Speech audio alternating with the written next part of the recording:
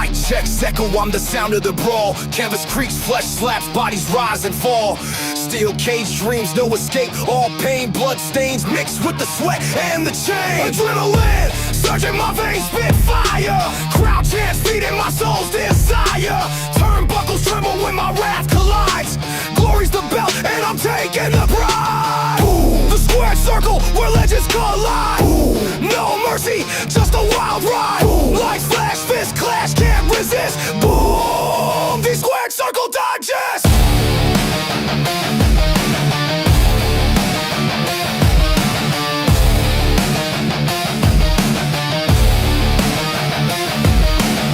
Pyros ignite, shadows dance in the glow. Ringside roar, it's a gladiator show. Chokeholds tighter than the grip of the night. Climbing the ropes to new championship heights. The mental battlefield, no room for doubt. Every move calculated, every scream a shout. The bell tolls louder than a sinner's regret. This is the place where the bold never forget. The squared circle where legends collide. No mercy, just a wild ride. Light flash, fist clash, can't resist. Boom, the squared circle digest. The squared circle where legends collide. No mercy, just a wild ride. Light flash, fist clash, can't resist. Boom, the squared circle digest.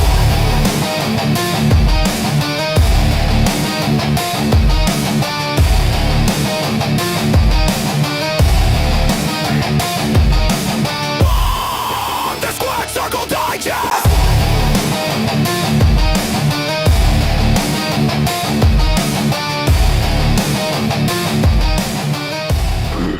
It is 7P, the place to be. It is the Squared Circle Digest. I am Sean Stanley. That is the great Frankie Fresco. How we doing, sir? Good afternoon, sir. We're going. We're here. That doesn't sound well, but okay. I'll take it as at least you're here. I appreciate you.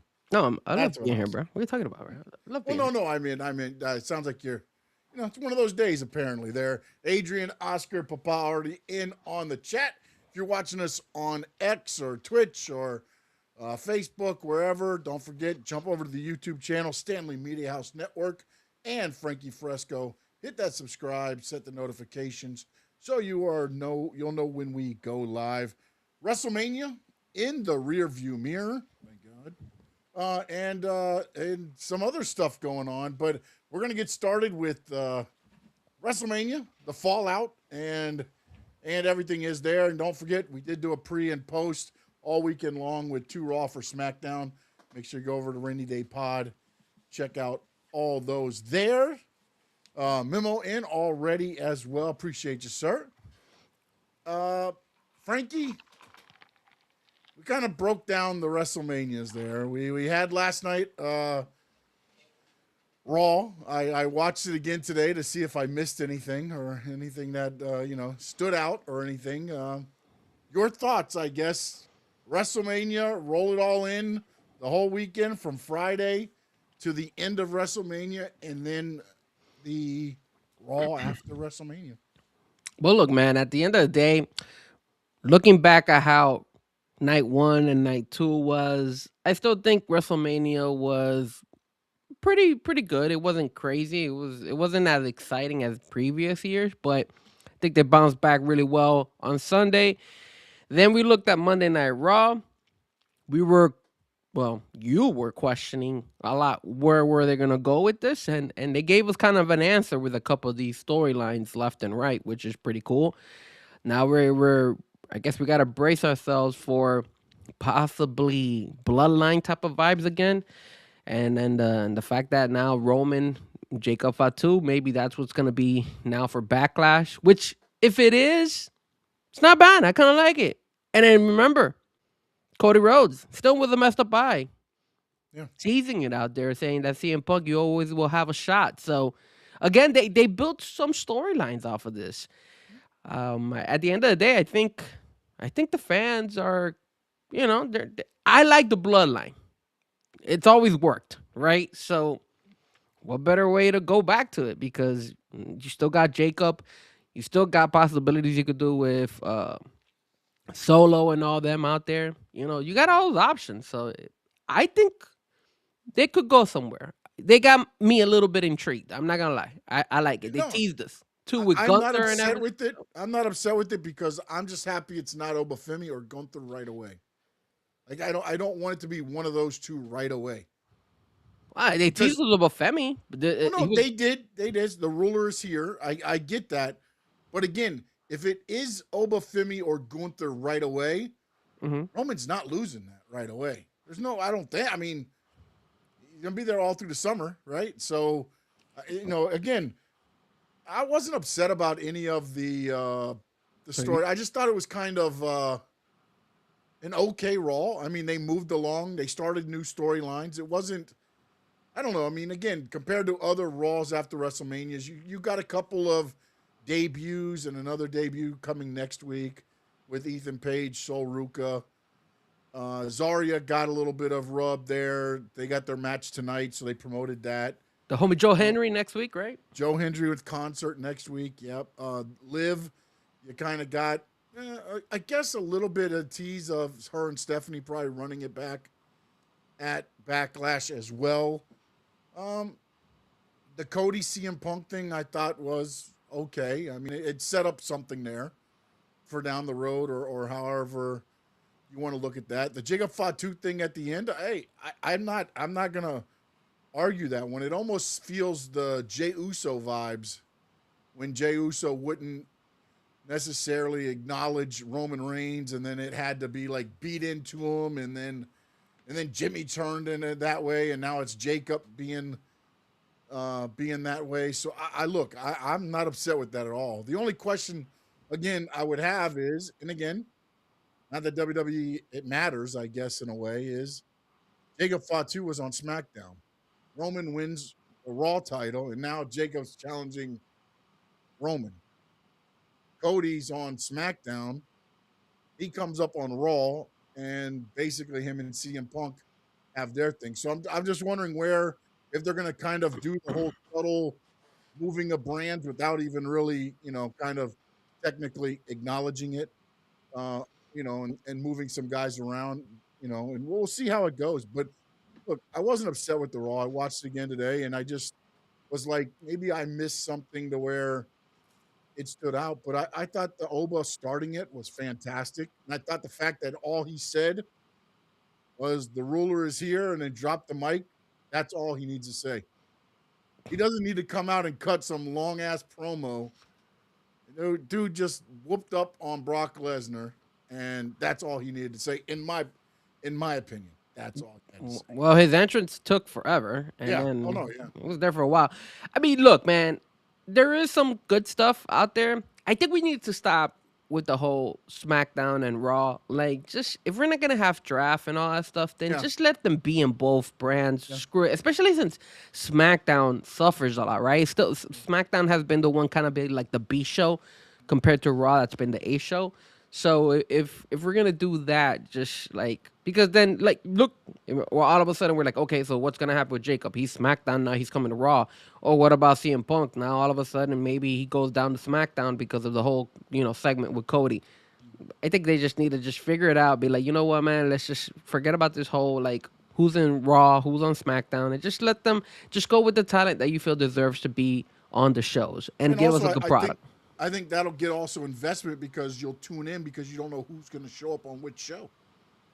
It's Yeah. no longer, hey, I know when I turn in SmackDown, I'm going to see these guys, or when I turn into Raw, it's going to be Yes. these guys. It adds that intrigue to where, you know, It there, it there would be more there. it also gives you like the fans who actually want to go to these Monday nights and Yeah, SmackDowns be like, okay, eh, I could see this person could show up, that person could show up. It's not the regular people that yeah, typically are in each one of those programs. So, I mean, look, I liked it. I like most of the stuff that they did out there. I like that they teased Rhea Ripley and Liv Morgan a little bit out there.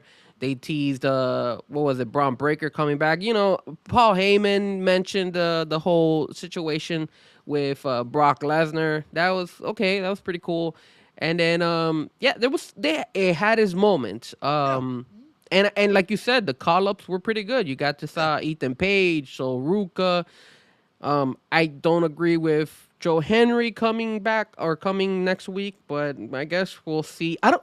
Did we see Danhausen? Did Danhausen, was he there I yesterday? I don't did think. not see him at all. I don't think, Did, unless I missed something like because I'm not gonna lie. Once it said they were going to break, I put 3 minutes and I fast forwarded to the next thing. So I don't know if he had a small backstage thing, and I might have missed it going in and out of the breaks. But yeah, I will say this. Thank you so much to you, sir, for giving me the tip of tuning in like maybe like 30 minutes into the show. That way you could fast forward these commercials. And when I look back now, we were complaining and bitching about WrestleMania and these commercials, but this is what we always get on Monday night on Netflix, right? We're oh no, always yeah, getting yeah. It's commercials left always and been that right. way on So Netflix. You just never. I don't remember PLE being as many commercials as this last one. And again, more than likely it probably is. It just felt like it because I think the matches were so short. The commercials felt again. You go to a 3-minute commercial after a 6-minute match, it feels just as long.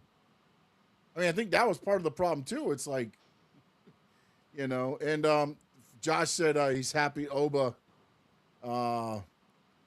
retired Brock. I don't think that he retired him. I no. think again, I think the whole thing is going to be Gunther getting it's just being set up that way. The way Heyman's like, Gunther, sir, I owe you whatever it is you want. I will make it happen. Thank you, sir, and the things there. Eric said Danhausen had a spot during the commercials. Oh, you can see internationally. See, the international fans got. Apparently, they got Hulk Hogan all weekend, and they got Danhausen last night. We didn't get him. Oh man, you know what? It's making me want to get the Netflix International. That way, I could go ahead and get some Hulk Hogan, especially since his documentary comes out this Wednesday. Tomorrow, Yeah, yeah. So it should be. 22nd. Yeah. So man, I for a minute here, I'm not gonna lie to you guys. I thought Sean was gonna tell me, Frankie, let's do the show tomorrow because we could have used the Hulk Hogan documentary as a follow up for us as a topic for today. For a minute there, I was like, man, I really hope Sean says let's do it tomorrow, but it's all good. And no, Adrian, I it's not do the that tip all only. the time, so I didn't want to do that today because it is me always usually pushing it back. Frankie, once in a while, me most of the time, is the way it goes. Let me see what else. Oh, I know saw a Adrian couple was other things. happy with the Street Profits coming back all of a sudden, right? Oh yeah, man, yeah, Street Profits. Oscar said, I thought there was going to be some interest with Oba and Roman since there was some hype in the post show, but I like the Jacob challenge last night. Yeah, I was happy that they really didn't do the Oba thing. I mean, I know Oba came out and he basically said, the ruler is here, basically saying he's going to be here and he wants a title shot. Gunther mentioned the title shot. I like the fact that neither of them are going to get at least the way it looks like it's going to play out, neither of them will get the first shot.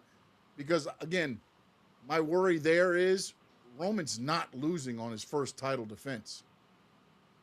So how do you play it out with Gunther? Might be easier because you could put somebody else, however you want to do it. But how do you Oba beats Brock?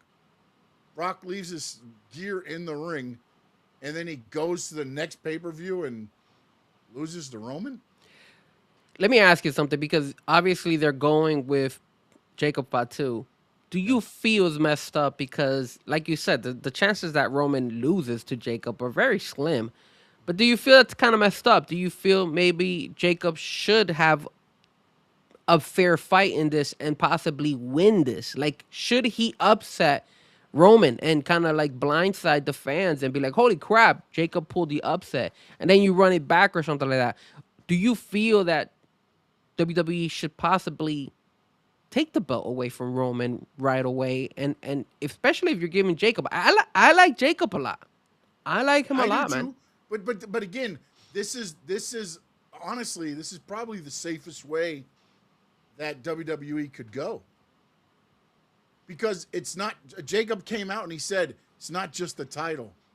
I need what you have. I need everything that you have. I need the Jets. I need the this. I need the that. So now it's become personal, but also it's a family thing, right? It's still a bloodline. So ultimately, the Usos can get involved. The MFTs can get involved. And now you've kind of work that out. And then you could even work that out for a couple more months, drawing Roman's reign out longer until he has to face Oba or Gunther. And then they beat him. The summer's over. And Oba takes over until Roman comes back. And, and he kind of runs through him at the end there. And again, now you've got to keep Oba up, though, and, almost making like Roman. What you can do is Roman could technically use this to shield himself from Oba Femi. Because he's got Jacob Fatu. It becomes a family thing. They do, the whole bloodline part. So for 2 or 3 months, he can kind of run from Oba without technically running from Oba. He can make it seem like, you know what I'm saying? So, and WWE has a safe way to where you can have Usos interfere and cost Jacob. Then you could run it back to where, there's just so many ways you can cost Jacob. And then you have feuds lined up for Jacob as well once, or like you said, could they possibly say, hey, Jacob, you win it. Roman will have to run after the title again, and they run it back there. I mean, again, depending on how they do it, it wouldn't hurt Roman if he takes the L, depending on how he takes the L, I guess is what I'll say. I'll go ahead and say that one thing I really did like. I don't know if it's on sale, but though the jersey that Jey Uso and I guess the hoodie that The Jimmy Uso was 42. wearing, The yeah, 42. 42. Those things didn't look hard, bro. I was like, oh crap, these guys looking. Yeah, I wanted to buy me one of those and be like, yeah, I Yeah. could Well, rock they did that. it in the Raiders colors because of Vegas, so it's kind of, it's almost Raiderish the way they did it That's a because good of point, being yeah. in Vegas with the 42. At least the jerseys I saw, they're nice. They're badass. We got Cheyenne is in as well now. Good to see her. Josh, what do you say? This is not Vince McMahon running the show. Yeah, but again, it's funny some of the stories that are coming out about Vince McMahon being mad about certain things that happened at WrestleManias and being upset. And I don't know. Did you see the story that Sean Ross Sapp put out? Well, no, I didn't read what he wrote. I guess when they were in Tampa, when they did the WrestleMania in Tampa, Hogan was there. Mm-hmm. I think he was the host or a host, or he was going to make a cameo, and they wanted him dressed up as a pirate. Mm-hmm. And Hogan didn't like it or something. I'm paraphrasing the exact things, but Hogan did not like the outfit, or the outfit was bothering him or whatever. So one of the producers was like, just take it off and go out in your red and yellow. And Vince McMahon got so mad. He said, you ruined this WrestleMania. The whole WrestleMania was built around Hulk Hogan being a pirate. That's well. Now that you bring stuff up It's like like, oh my goodness, now bro. now that now that you bring stuff up like that, let me ask you this: Yeah, outside of the commercials, we know the yeah. commercials were a big issue. We know that the wrestling matches were not long enough and all that stuff. What was something that you did like about WWE that you would like for them to kind of do next year for WrestleMania? And what is something that you would like to change in WrestleMania for next year as well? Definitely the match links is what I would definitely want to change, man. Because I mean, to me, again, you do all this build to get 6.5 minutes Hmm. for a title match. Like I would definitely make that build, and man. And Well, the other thing I would do is I would make sure to get a dome that doesn't have lights coming through it, because like we talked about in some of okay. the entrances, it did affect, you know, their what was good. You're having a hard time with what was good. All right, so since you say that, I'm gonna say something of what I think they need to. No, I'm not saying that everything was bad. I'm just saying like what was good that I would be like, oh, let's do that again. I don't know, man. It's a I good really, question, yeah, right? I don't know. Like, what about this pay per view where, and I'm not saying that they were terrible things. It's just, I was not happy with this one. I don't know that I would be like, yeah, let's run that back. Let's do that again. Maybe the Danhausen part with the little go kart, like something like that. Maybe give him a Danhausen mobile, something like that. I would do again, like just those angles. I would keep there. But everything else, I don't. I mean, it's just to me, it was okay. I mean, again, looking back at it too, the other thing I thought about was this.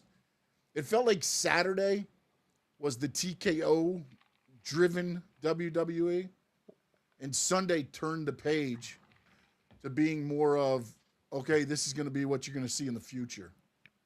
Because they and the way they did the logos and everything was the future, and then the kind of the chaos that was Pat McAfee and all that stuff. Even though they didn't really do a lot, it felt like it was a flip of a page. But we'll see how it goes. But maybe that would be the other thing I would do that they did this year. That would what I do.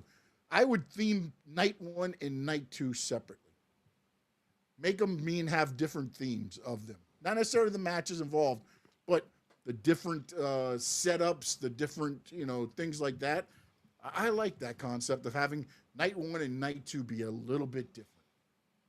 Okay, for me, there's two things I hope they would change. Number one, stop it with the ESPN. I don't want them to do this again. That they preview it an hour, um, or they're gonna like Sunday on ESPN two. I'm sorry, Saturday on ESPN two and Sunday on ESPN. Like, look, man, if ESPN is 100% committed in WWE and they are 100% invested on it, then just show a goddamn WWE WrestleMania for the fans on ESPN. Screw it. It is what it is. Teasing it and then all of a sudden going to like the pay-per-view, I think it kind of put more extra pressure for those first two fights to get rushed and try to squeeze it all in within that time. They had an hour, man. It wasn't rushed. It was the fact they wanted 47 minutes of commercials and 13 minutes of wrestling. Yeah, so that's why, like, look, but that's not ESPN or ESPN2. That's TKO and what they want to do. Well, what they could do too is if they do ESPN again, if they because they're obviously gonna do it more often. Do it like what I wouldn't say UFC. Do it like what AEW does. I think AEW. Remember last time AEW did a good job about it. Like they'll show the fight. The fight doesn't have to end during the viewing. Like they'll just say, "All right, ladies and gentlemen, tune in now. We're going live on pay-per-view, whatever," and continue the matches into the premium live event. That's the way I would look at it. Not so much. But then if you are trying to get the fans to buy it, that feels like you're forcing me to buy it because I want to watch the ending of that match. Do you think AEW is forcing it to buy I it? don't think AEW cares that much as far as I think that's the same thing with WWE. I don't think at the end of the day, I don't see WWE forcing it. Forcing it was the commercials, but making people go. I think they would just wanted to get it to the audience. That's how I looked on the ESPN. I'm starting to think that there's a disconnect between TKO, ESPN, and Netflix. I do feel that there's a little bit of a disconnect. There's a between big disconnect, I feel. There's competition. But remember, there was competition with this when it was USA and what? Netflix, I think? Wasn't it the same thing? Where all of a sudden USA was like, oh, we need this guy here. And then Netflix is like, no, we need this guy and stuff like that. So this is nothing new, Sean. This is something that's always been happening when you have two different programming. But Ari Emanuel is TKO's whatever, right? Pat McAfee is one of his guys. He's negotiating a deal with Netflix to get Pat McAfee to leave ESPN. Yeah, there's some heat right there. You know what I'm saying? Like there seems to be a little bit of a, okay, all right, whatever.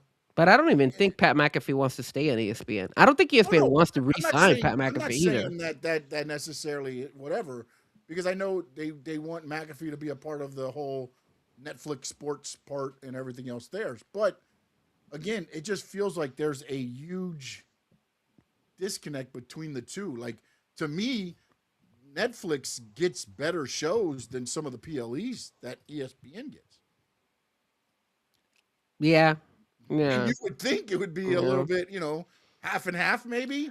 But you also got to realize that at one point in time, Stephanie McMahon went ahead and had told the fans, hey, if you don't want to go, you could get what is it, the VPN outside of the Europe, and you could get Mhm. everything on Netflix. So that's kind of like a jab, like you're taking away business from ESPN. So I mean, I don't, and I don't know if ESPN liked those comments from her. So But also that's a sponsor of hers. So the VPNs are they pay for that advertising. I mean, I don't know, you know, but I mean, it is. It's just funny because I feel like, and Eric had a point there where, you know, again, they put the unsanctioned match on the ESPN2. I think that hurt And it a again, lot. I mean, ESPN2 is what it is. That's what I thought was funny though, where they're like, "Oh, ESPN's so upset that they won a free hour. They didn't even put the first night on their big station. They put it on ESPN2. Are they really that upset about it? Do you think dude, if they're that upset about it, they would have had both nights on the main channel. I did like it better on ESPN than on ESPN too, to be honest with you. I mean, I, it I makes think sense to have it on ESPN. I think it gained more traction. Now, the other thing I would change, and I think they need to do this because they used to do it. Is I think I mentioned this during our post and pre.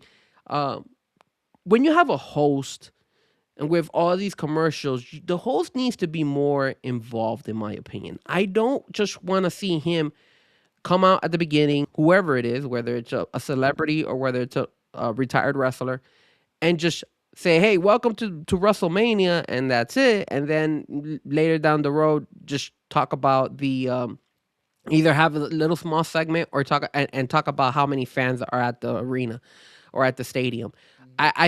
I hope they try to do more with that. I want a host that is Yeah, involved in the it's backstage where you it's not have. going to happen. It's not going to happen, Frankie, because then you're taking away from commercial time. Think about it. Where would they had to host? What, taken away from match time? Yeah, The but match you is could, already short enough. but what you could do backstage is what I had told you on the pre-shows on the rainy day was that you could use those you could have a Snickers bar in the back. You could have a Slim Jim somewhere. You could still have those concepts, still bring them on and have them visibly out there, which will Mhm. compensate for the advertisement than having to show a commercial. I feel I, like you could do that, and you I could. agree with you, but I just think that it's past that point. It's past that point. Yeah, I mean, And then unless. also you have to know too is like this is the funny part of this whole thing. Ram, how do I say this right here? Ram was a big part of this PLE for WWE. Do you know that John Cena is the face of Honda? I didn't even know Honda sponsored was He with working voices with Cena. all of like the Hondas and those commercials and things. He's their voice. Know that. That's why he never said anything about Ram or anything like that. It's And and terrible. and that's the other part that it gets to when you have these, you know, these politics throughout. Like that's the one thing that I do find the most interesting. And I agree with you. I think they could have done that, but then now you have to logistically set up for it, and it costs more, and it does things. Whereas now I just run your commercials and I get your money, and we're good. So I, I I it, just feel they're going a different route than what yeah. they should. I don't think it's right, but I agree with you. Your point is right on point. But I just don't think it's going to go that route because greed. Yeah, one thing I do feel like they kind of I enjoyed and would like to see more often is I was kind of happy that there wasn't so much involvement. You didn't have so many people like Yeah. you didn't have the whole, Roman and CM Punk was such a great fight and nobody got involved. I like that a lot. I thought you sell more the wrestling to the fans than somebody running backstage, going into the ring and interfering with the match. I thought that worked. I thought that's something that they should kind of like capitalize. I think you didn't hear anybody criticize the main event. Nobody was saying, "Oh, that match was boring." because there was no like shenanigans going here or there. There was no Taker, there was no Stone Cold, there was none of this stuff, and there was no Rock. And granted, you have both sides of the spectrum, right? Remember the WrestleMania where the Rock, the Taker, everything was great, and we're like, wow, we're getting blown. And then you got the one here where it's just Roman versus CM Punk. No interference, just these guys duking it out and these guys just showing what they're all about. And I think the fans like both of them. So I feel like they should possibly stick with that more than having to bring somebody out. Don't get me wrong. I get it. You know, Braun Breaker coming out on one of the matches, Io Sky coming out and for a save and all that stuff. So in some of the matches, I'm okay with them bringing, interference. But when it comes to the main one, I feel like that for me, and that's probably because I'm such a hardcore wrestler guy, I like that. I like better the wrestling. No interference. Just let those two guys show what they got and let them showcase themselves. And they did a phenomenal job. And that's I think one of the best things I enjoyed about this WrestleMania, that we were able to get a fair match between CM Punk and Roman Reigns with no interference, and the better man won. That's it. That's what it was. Yeah. And I think looking back at the build, it got what it needed to do on that. That match was exactly what, watching the build back and how everything played out. I think it ended up being exactly what it needed to do. And again, when you look back at Saturday and Sunday, there was a lot less on Sunday of necessarily the involvement and shenanigans than there was on Saturday. So Yeah. we'll see where they go, which way they go, man. The call ups we talked about. I know you had put on here. Usually after WrestleMania, of course, there are some layoffs and things like that. There's some casualties out there, man. Casualties every once in a while. Which is gonna happen. You know that, right? Yeah. But I was thinking about this, and again, I think you're going to see some of these. Of course, the low hang. I don't know. When I was thinking about this after I saw what you put there, I look at the lower part of the roster. You're doing call ups. They've already kind of started doing like the ID cuts and things like that. Well, let me ask you this. They're bringing up Joe Henry, right? Yeah. Ethan Page, Sol Ruka, most likely JC Jane on Friday. Who else did they bring up? Was there anybody else that you could think of? I don't recall anybody else. Zarya came out, but it wasn't a bring up. It was an attack Sol Ruka to do there. I mean, I think Friday there might be a couple more. Who do you think might? Well, let's talk about who they might bring. Besides JC Jane, who do you think deserves from the NXT side to possibly get called up and be showcased? I know they mentioned Lola Vice. I think Lola Vice is. I mean, she's the champion. Lola's going to be down there with the championship for a little while. I agree. I mean, you could throw Saints up there already. You think you want to throw him up there already? I mean, I'm just trying to think of, because you brought up Sol Ruka, Ethan Page, and Joe Hendry. So you brought 3 to Raw. Yes. So I got to think there's going to be like a one woman, which will be JC Jane probably. Yeah. And one male.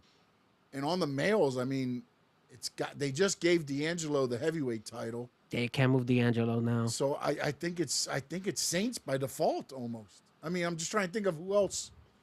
Yeah. If anybody in the chat knows or thinks of anybody who deserves.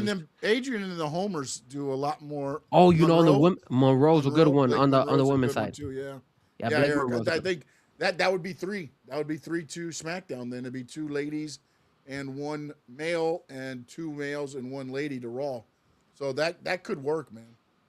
And the women's division needs some help on the SmackDown side over there because of so many people being tagged. They need to break up the tag teams and put people back into single wrestling. That's what they need to do on SmackDown. They got too many fake tag teams. It's Charlotte and Alexa. If you break those up, your women division gets a lot stronger. And Blake is actually a good one because I think she's having a casket match tonight with Tatum Paxley. So if Tatum beats her, then that's a perfect move that's exactly what happened with Lola or JC Jane. I thought she was going to be on Raw, but I kind of like the Sol Ruka on Raw. just because of the energy she brings. And I just feel that Slow Ruka is still they teased us with Slow Ruka, but they didn't go ahead and actually like, they brought Zarya, so they were trying to sell that match of those two over there. But on the men's side, man, I'm looking at the roster as we speak. There really isn't. I mean, remember NXT when you look at the guy side, it's the NXT side is so no, once weak. they got rid I of don't. Oba and Trick and Yeah, all those guys went up, that they're the all male new. side took a hit.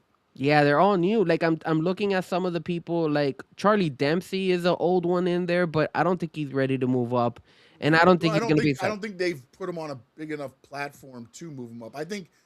I honestly think he's going to be at NXT to help a lot of the young guys because of Regal. He can train the young guys and work with them, and he'll be that like focal point there. They'll keep him there so that you get a veteran guy working with all the young talent because you got to have that mixture, and in the way that especially with the way TKO seems to be going. If you're being paid, you're going to be elevated rather quickly.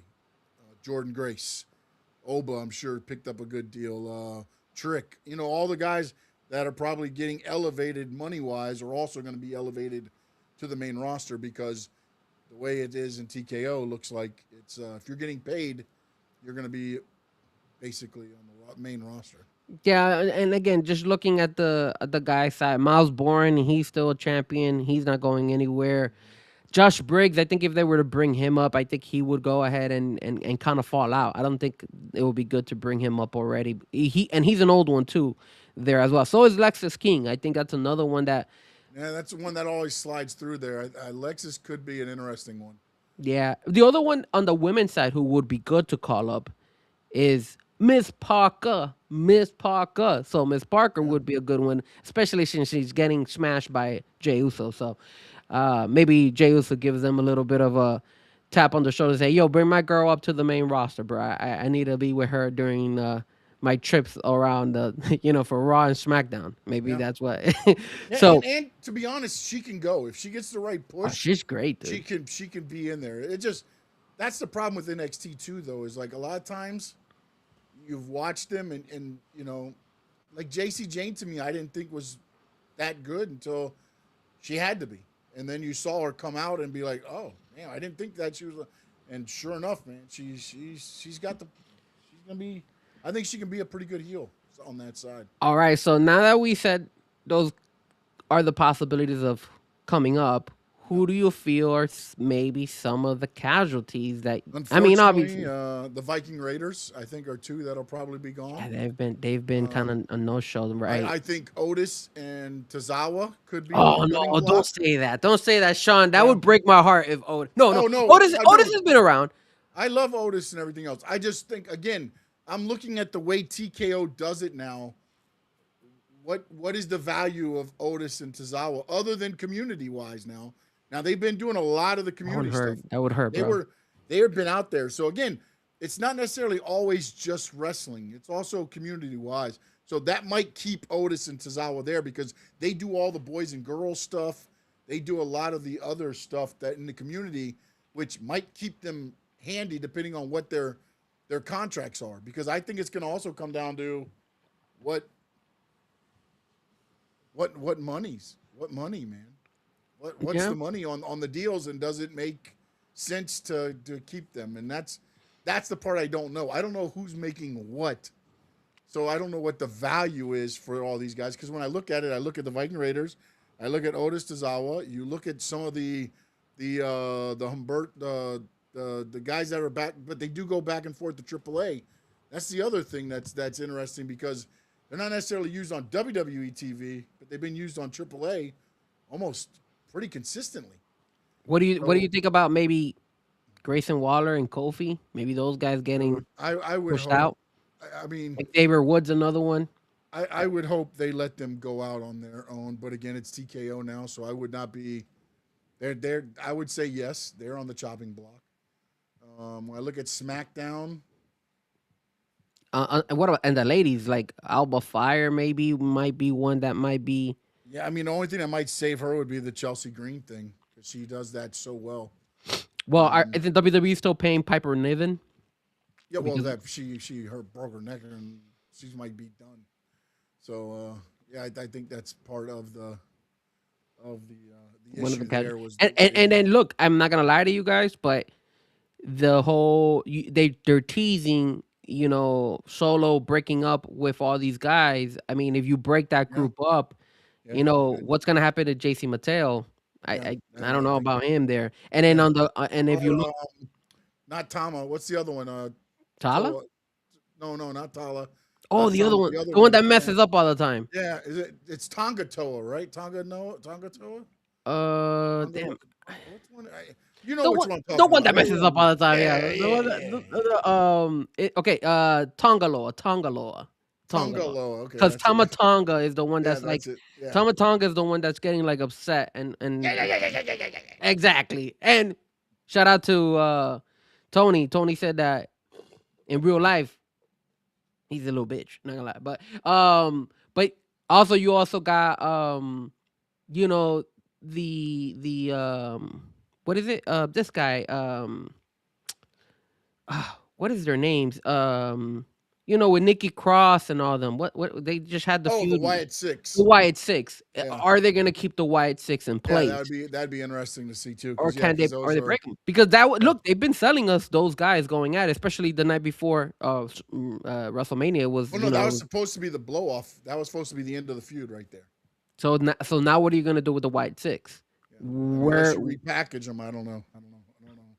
so those are They haven't done a good job with them so far, so I don't know what makes it any different now. I mean, so those could be some casualties in the Wyatt yeah, Six because yeah. it sucks because Dexter Loomis. And I, Eric I is 100%. JC Mateo is a beast, and they're using him wrong. oh Jeff Cobb, dude, is just he a should have gone to banger. AEW all day, He and that's why was, and they didn't Wilfred. use him. They didn't use him there either. That's why he left there. No, but I think they realized they made a mistake. I think they would have used him right the second time around because to be honest, the way they're using JC Dude, Mattel right now, if you sucks. don't use me right the first time around, I don't give you a second time around Well, he until went. I have to. Yeah, I think that's what's gonna happen. He's gonna have to because they're not using him right over there in WWE either. So unless he goes to TNA or something, maybe he decides to hey, let me test Yeah. the waters, or just go back to New Japan Wrestling and just say screw Yeah. it. I'm gonna go over there. No, I had that's what I success over would. I there. mean, I'm gonna yeah, go if over they there. do it that way, yeah. But and New Japan is doing better contracts now. They usually only do a year. Now they're offering longer contracts. So we'll see how it goes, man. What about Kip Wilson's ex partner, the one who also was injured? Like, what is the deal with these guys that are out for a long, long time? Do they just Yeah, I mean, release them, or because they're still injured? Like, how does their contracts work with that? Like, I don't know like how I'm saying, that like unless they Piper release Niven, them him. with unless they release them with like a I mean, again, technically they're contracted workers, right? They're not.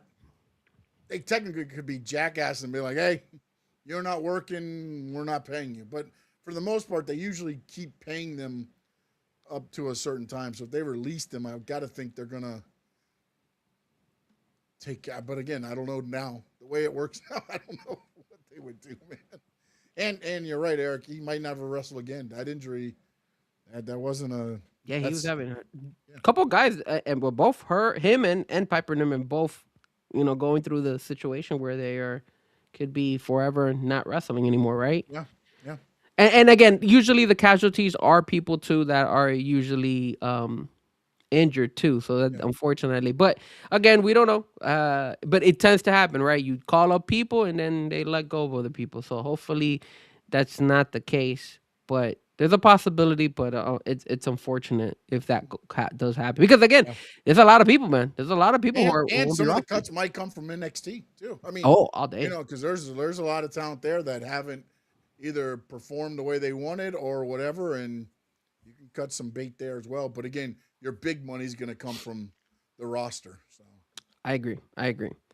All right, so we talked about the WrestleMania. We talked about Monday Night Recap. We talked about the call ups and the layoffs that might happen. Let's go with because this could tie in. So if you're good with this, let's talk about this Cora Jade situation. If okay, you're good all with right, that, and the reason I want to talk about that is because if you guys also notice, there's again, and this is something that has been going on over and over, which is the fans pushing the boundaries, going and doing some crazy shit. You saw what happened with CM Punk.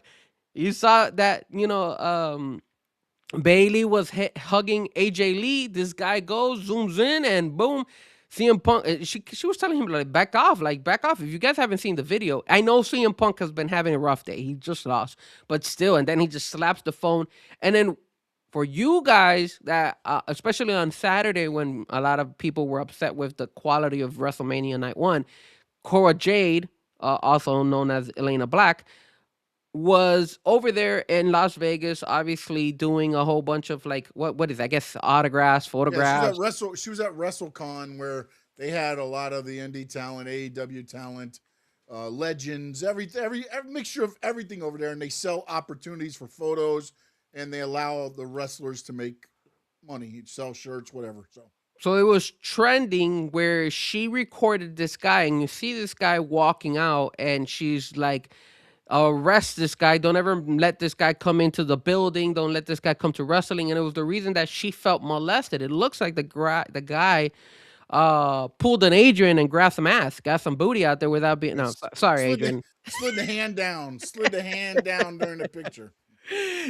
Sorry, Adrian. I just that's the first thing that I pictured in my head. I think Adrian would be that type of guy who would grab Elena Black's booty too. But no, no, no, no. All jokes aside, but she got offended, and a lot of people were like, "Yo, like, how you disrespecting her and all that stuff." So, Sean, again, man, what is going on? Like, why is WWE It's and this not whole WWE. It's everything wrestling in general? Why are the they problem allowing is this? the problem is like one WWE security. I mean, what are you doing? I get it. It's a little bit of a hard thing to do because of being Vegas, but you had a year knowing you're going to Vegas. You couldn't have had like something set up to where these 5 floors are for WWE personnel. They're going to be, whatever you got to do for those 2 days. If you don't have a card or whatever, it doesn't go up to the floor, or have security on every floor. Like, I get you've got a little bit of a hard time getting people through to the elevators, but you could have found we're going through the back elevator. I'm sure they got employee elevators and things where you could have went around having to walk through, but again, people walking and everything else. Here's the thing, man. People feel entitled because they pay. And again, I saw some people, even on the Cora Jade thing, be like, "Oh, what are you so worried about? You have an OnlyFans page."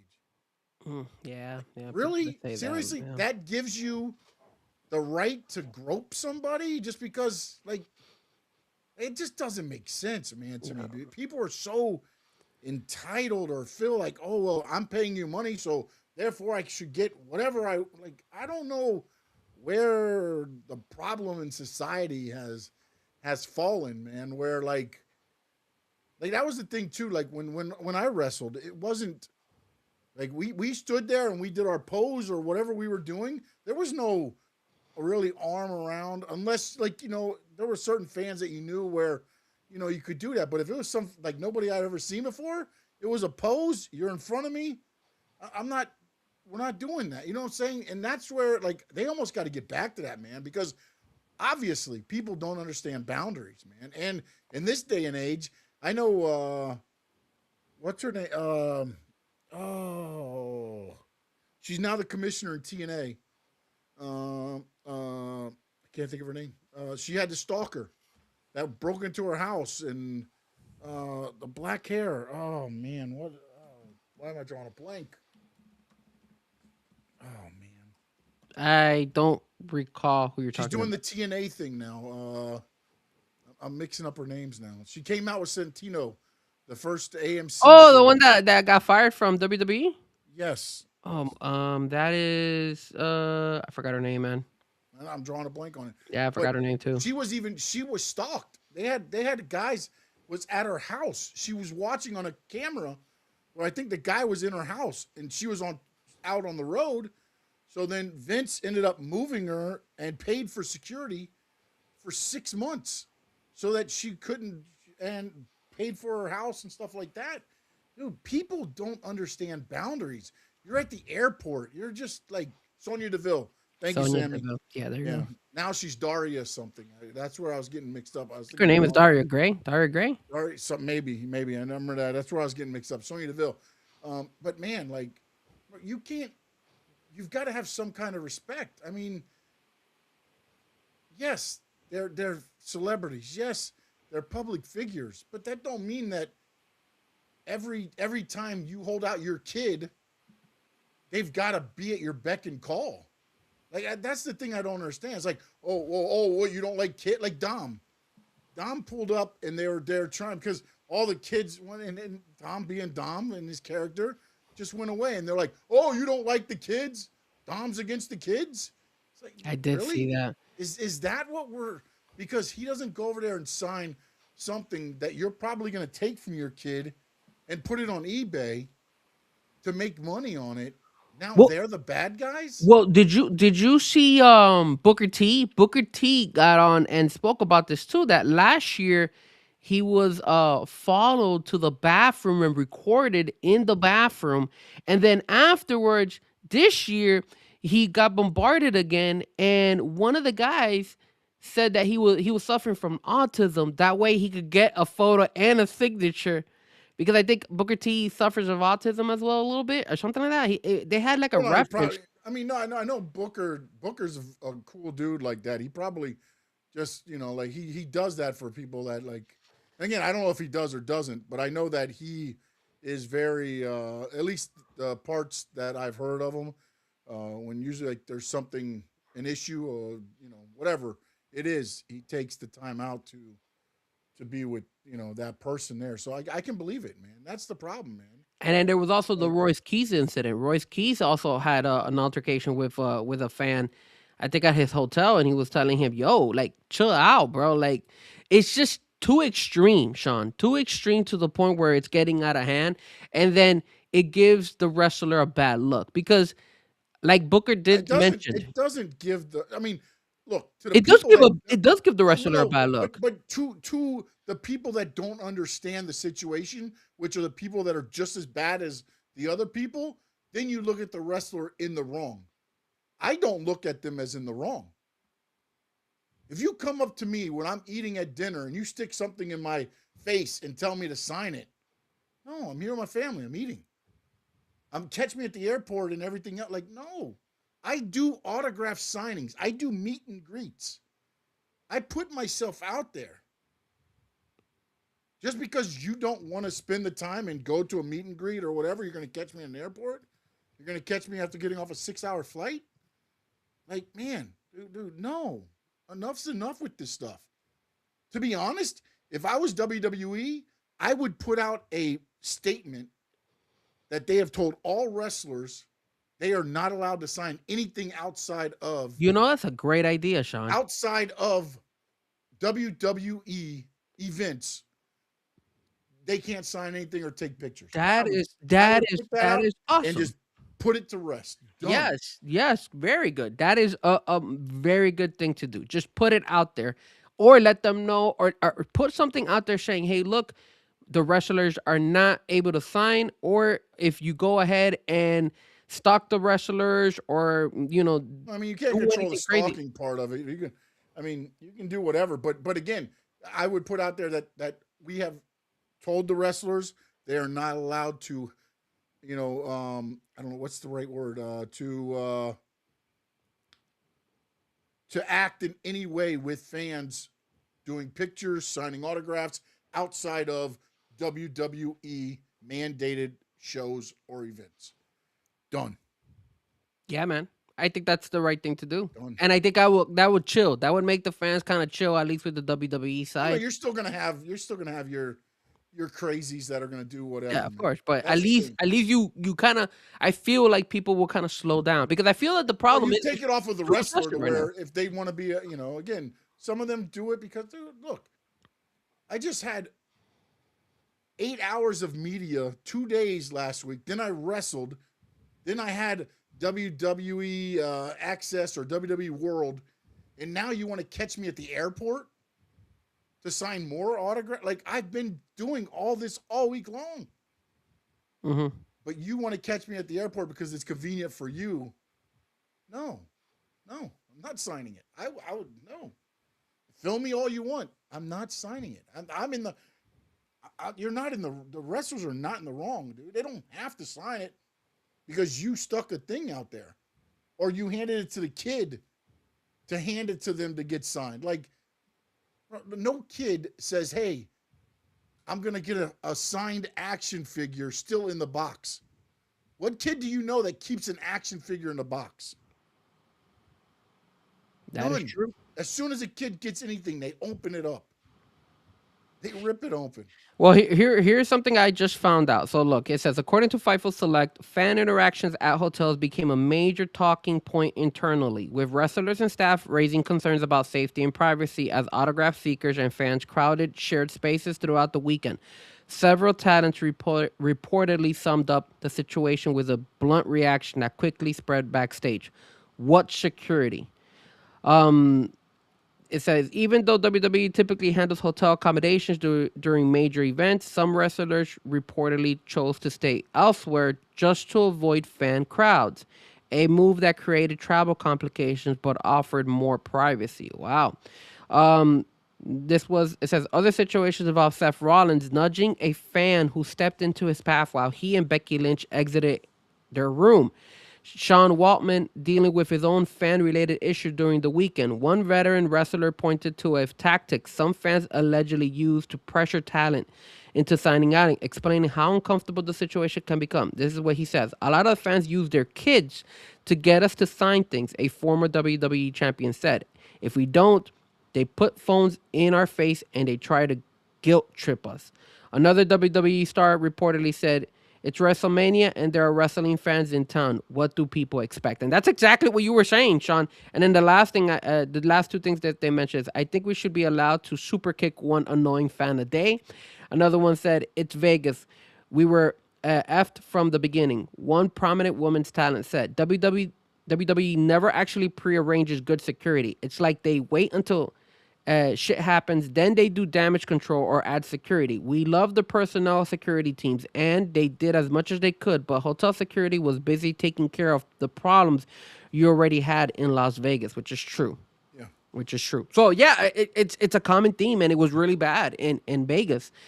It's sad, man. It's sad. I didn't even know about the whole Seth Rollins and Becky Lynch Nah, I didn't know situation. about that So, one. I didn't hear so about that one. that one's new to me. So No, I yeah, heard a lot of stuff at the WrestleCon was just, I mean, again, people are like, oh, I'm not paying that, and then all of a sudden you get them with their kid, and it's like, oh, he's your favorite. He loves you. He loves everything you do. Okay, sir. Tell me one match that he saw of mine. Tell me how much he loves me. yeah, they guilt trip him, bro. Yeah. It's just like, man, like, and Eric said it best, man. I mean, he was 100% in the right, dude. That's the thing, man. And again, and a lot of people look at it and be like, oh, the wrestlers are just being dicks by saying no. But at some point, you got to say, you know what? I'm not signing anything for anybody because if I sign one, then I get bombarded by everybody. No, I You know think what I'm saying? you nailed it. And at the You nailed point, it. They need to sign and do all that stuff during the walls of like during the WWE, right? Like when you have the autographs, when you pay for this stuff and all yeah, they had that. the Charlotte and Alexa had a thing at like a Walmart or something. It was a store. I don't know what it exactly it was. Julia and another signing somewhere else. Otis and them did the Boys and Girls Club. Jordan Grace and some others were at a pet adoption thing where they signed autographs for anybody out there and trying to get pets adopted. There was things all weekend long to where you could have gone. And WWE World had set times that, again, I get it. You have to pay for it. But again, if you're going to try to make money off some of this stuff, what is 40, $50? I mean, yeah, you go get one autograph or whatever, but again, if you're going to turn around and sell it for, I mean, what WWE selling shit for $7,500 on their website, a belt, and stuff like that, and yeah, Stephanie Vicor was a couple weeks. That was the last, I think, PLE overseas that they did. There was the issue there because they didn't have security, and some of the talent was getting up early to go do stuff and run around and look at the sites, and then they were getting bombarded. They end up having to have security with each of them because, and again, it does do a little bit.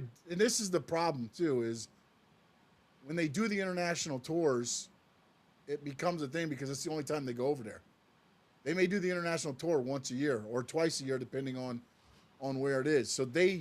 But they also do signings as well over there too. So you get an opportunity. If you don't take advantage of it, then you know what? Then don't sit there and complain about it, man. Just Yep. and to me, unless the wrestler lays a hand on somebody, like there was an incident with Vito. I don't know if you saw that one at WrestleCon. The guy was doing like I looked like the guy was drunk or something else, but he kept doing, he bumped into Vito and like all this stuff. And then I don't know if this was set up for something that they're doing down the line, but they got into a shoving match where they're just kind of walking around, and then Vito ended up putting him on the table and was like, "Dude, you need to get out of here." And then they got the guy out and things like that. And man, like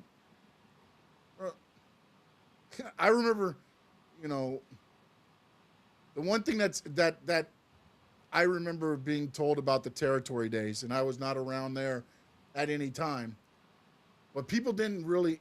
We lined up. I remember as a kid, I'd go to San Francisco Theater, Miami Beach Convention Center. They had a rope there, and you could be there, and guys would walk over and sign some autographs real quick on the way to the locker room, or whatever, and that was it. And you go away, and then they'd be like, "Hey, during intermission, so and so." Kind of like what indie events do now. So and so will be at the table, and this and that. And then you could catch a couple guys that were kind of trying to leave early, and you could get them or something like that. But it was just like, "Sir, can I have your autograph?" "No." "Okay, no problem." Boom, and you go. And like, I don't see what the hounding part of this is. And again, I get it. We didn't have video phones back then, so I couldn't be like, "Oh, this guy's a jackass" or whatever. Maybe it changes things, but that also becomes content for a lot of these guys when they post it, and then everybody bashes the wrestler. Well, what if that was you with the phone stuck in your face? And you're just walking around, like, I get it. Our lives are normal. So nobody's going to stop me at dinner and ask me for an autograph or anything like that, But that doesn't give you the right to just jump into somebody else's, private life when they're not wrestling. Again, that's the part that I just, like, if you want to walk up and be like, "Sir, sorry for interrupting your dinner, wait for a time or something," you take that chance maybe. And if they say yes, they say yes. They say no, then you leave them alone. But that doesn't happen. You say no, then what do? They go outside and they got their phone, and then they got kids lined up and they're waiting for you outside the restaurant.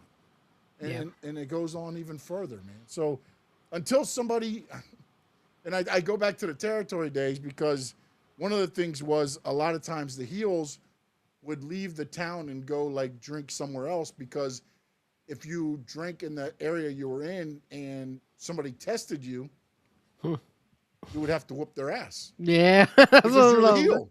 You're a Yeah. heel. You know what I'm saying? Like, and that's almost where, like, in a way, like, I feel like some people just need to get their ass whooped. And then, again, I get it, different time, different, but Yeah. like, it's not going to stop. And I think even if WWE does do the statement, it doesn't stop. But at least I feel like at least then they've taken a step, though, to help the talent out because the talent's in a no-win situation.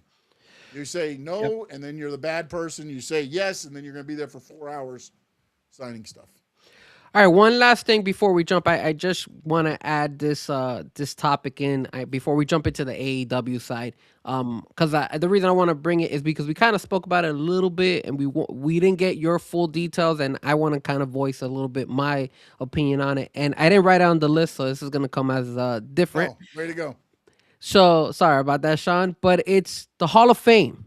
So that's the reason why, because we had some controversy in the Hall of Fame. So let me run down a little bit. Obviously, the Hall of Fame involved the immortal moment, which was Hulk Hogan versus Andre the Giant, WrestleMania 3. You had the Legacy people, which was Sid Vicious and Bad news, Bad Brown. News Brown. You had the celebrity, Dennis Rodman. You had obviously a tag team group or Demolition. And then the two big ones out there, obviously Stephanie McMahon and AJ Styles. So let me get your opinion, Sean. What did you think about the Hall of Fame? Did you watch it? And did you hear about, the couple complaints some people were saying about the Hall of Fame? I've not watched the whole thing.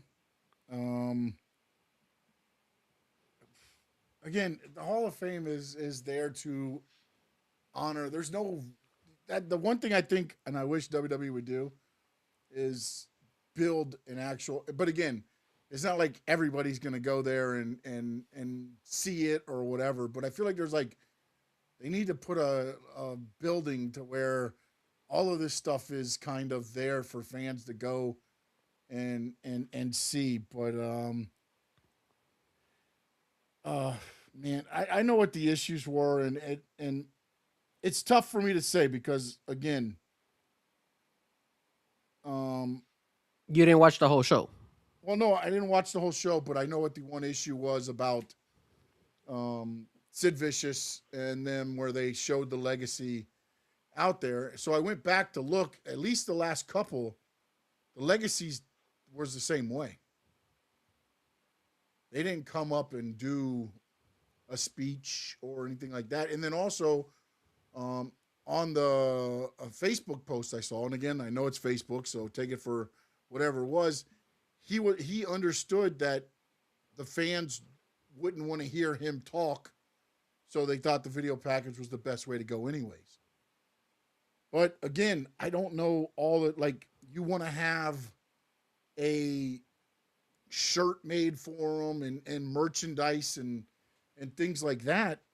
But part of the problem with this whole thing is I didn't think Sid Vicious would ever make it into the WWE Hall of Fame. Yeah, I didn't think so either.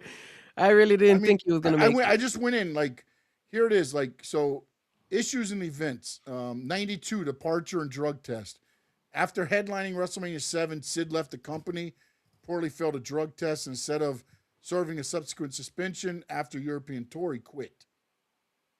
During his 92 run, Sid was booked the feud with the Ultimate Warrior, disliked working with them, objecting to the Warrior kicking out of the powerbomb finish. He's upset by the backstage politics surrounding Hulk Hogan and fan reaction to them, telling Vince McMahon he could not work in an environment where men behave like women.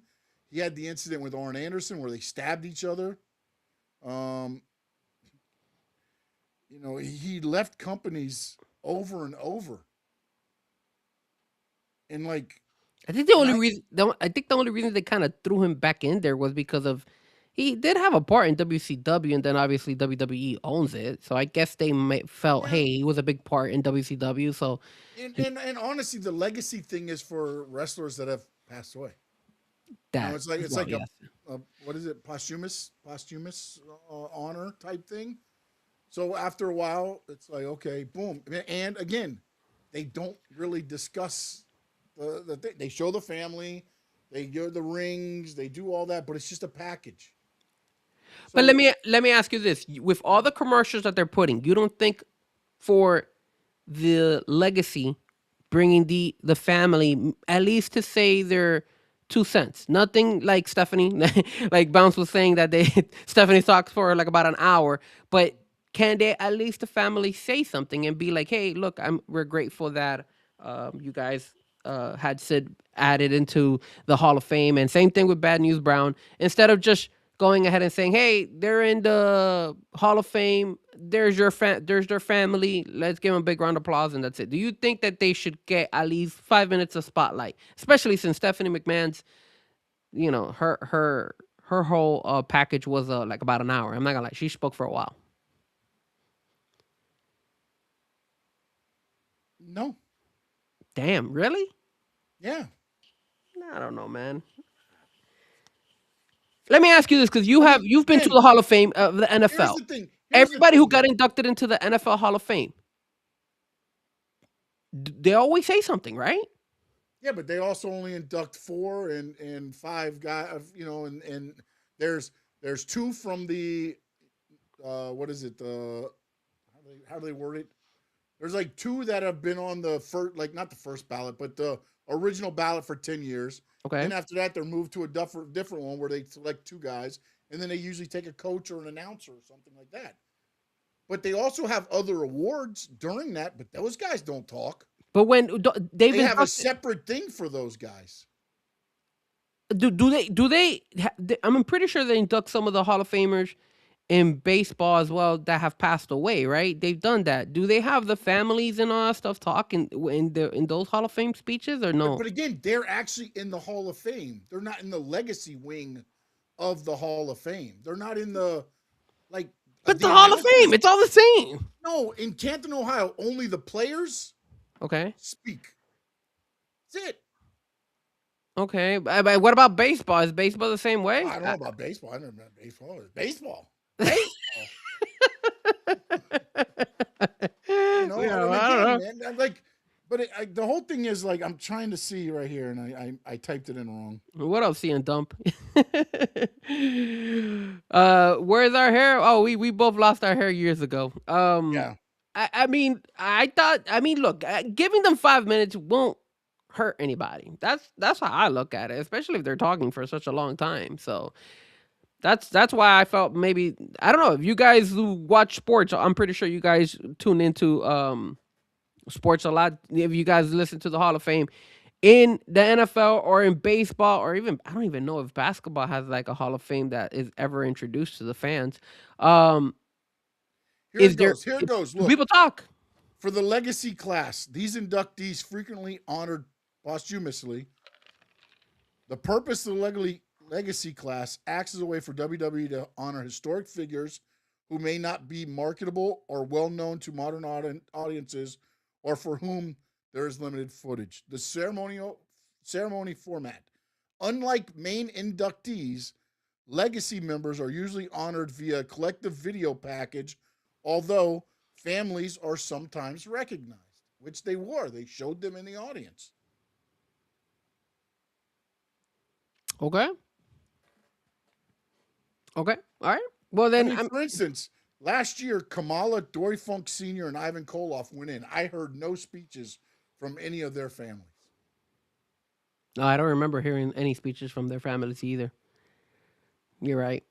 Again, I mean, but maybe just because it hasn't happened, there could always be change. Give them 5 minutes. I do feel like they should get a little bit of a maybe let them say something if they want to say something. Give them that option. If they don't, then No, they just do the video. but Frankie, dude, you're not listening to Sid. You're listening to his kid. It's the respect That that you have for him, though, for that wrestler. And he's not gonna talk for an hour. He's just gonna say 5 minutes. okay, Give him the okay, kudos that okay, it okay, is. okay. So you give him 5 minutes, and he starts going, and he's 10 minutes in. You start playing the music because once you give him a live mic, what do? That's a good point. If they give you the big "fu," what are you gonna do? Tackle me? You're gonna take me out here in front of the live audience? Well, then you know what they could do instead of having them be all the way in the front in the podium, they could have somebody. You know how they're shitting on the crowd.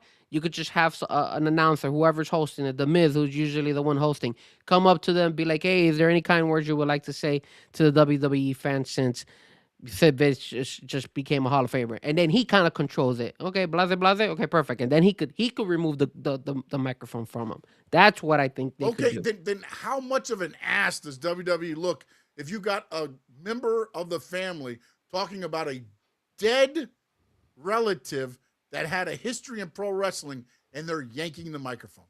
Not yanking the microphone, but giving them the opportunity to say 2 words. That's just what Sid Vicious' family was complaining about. They felt disrespected. They felt like, yo, we didn't get Oh, a he chance to felt say anything. disrespected because there was no merchandise. Oh, that too. That was another reason too. Yes, That was yeah, another reason too. Yeah, because they said that they had like 20,000 things for Dennis Rodman and nothing from him. yeah. You're right Because about Dennis that. Rodman had a crap load of stuff in WCW. All they did was brought back the Dennis Rodman WCW stuff.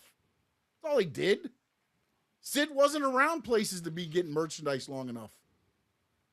I That love him to death. I thought he was a badass. But he was. again, when you're jumping here and there, here and there, here and there, you don't get a lot of merchandise. That's true. Now, I will say this. I did watch it. I did listen to Stephanie McMahon. I think one of the things that I wish Stephanie look, we gotta stop and it gets I don't know how much liberty she has to talk about this, or if maybe she just feels like she doesn't have to address it as much. And we got also this from Triple H when he got inducted. They give us a little bit of Vince McMahon. That's all. But dude, this is your father. And yes, he has a bad reputation. Maybe her relationship with her father has gotten worse. Maybe that's why she didn't bring him up as much. It was bad before. Remember, she left when he came Yes, back. I I understand that. mean, there's a lot more involved in And this. she didn't. She did bring up her brother. She mentioned her brother as well, but very very little. Obviously, there's some heat. There's some dislike there or something. They're not in sync right now when it comes to them because she didn't mention them. If it's my brother, I would be mentioning even if I was upset. And same goes with my sister. But I just feel like these guys, like Triple H and Stephanie, are such big, huge parts of the wrestling world, and they're not there if it wasn't for Vince McMahon. And even if you have to, I understand that they're upset. I mean, at least they did mention his name, I guess, because Hulk Hogan's wife. I'm sorry, Hulk Hogan's wife. Hulk Hogan's daughter, Brooke. She is Brooke, right? Brooke Hogan, I think Yeah, is her name. She doesn't even talk about her father anymore, and it yeah. even when he passed away, it took her a while before she actually said something about him. Mhm.